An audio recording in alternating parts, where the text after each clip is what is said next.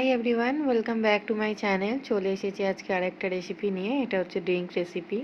পুজো তো সব চলেই এলো। পুজোর সময় কোনো কোল্ড ড্রিঙ্কসের রেসিপি পোস্ট করব না, কোনো মকটেল হবে না, তা কি কখনো হয়? তো তোমরা আশা করছি দেখে বুঝতেই পারছো এটা কিসের আজকে রেসিপি শেয়ার করেছি। এতে কি কি লেগেছে না লেগেছে আমি ডেসক্রিপশনে লিখে দেবো সমস্তটা।